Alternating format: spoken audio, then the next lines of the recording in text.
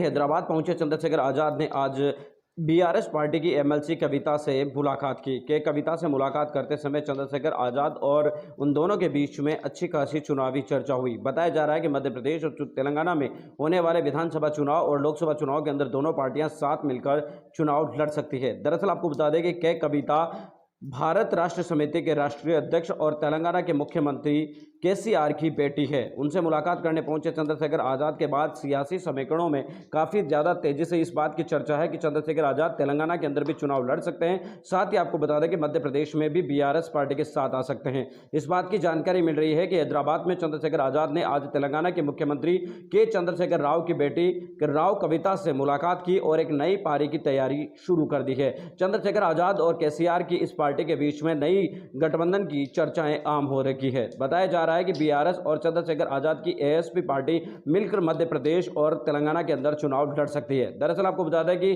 चंद्रशेखर आजाद की पार्टी तेलंगाना के अंदर बीआरएस के साथ जाती है तो चंद्रशेखर के लिए फायदे का सौदा हो सकता है, क्योंकि चंद्रशेखर आजाद की पार्टी तेलंगाना के अंदर इतनी ज्यादा मजबूत है नहीं। वहां पर आपको बता दें कि केसीआर का एक तरफा राज रहा है।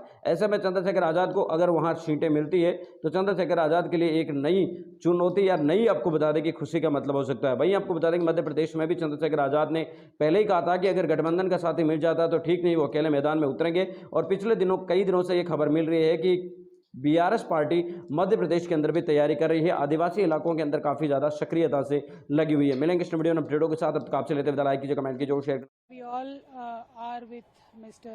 Chandrasekhar Azad ji, who is a national president of Bhim Army, and the way he has met with so many difficulties, especially this government current regime has put him through, we all support him completely. We are with him, and this is not the way that you deal with the voice of dissent. Any government should be open-minded. They should be inviting towards ideas, ideologies. They should be ultimately with people.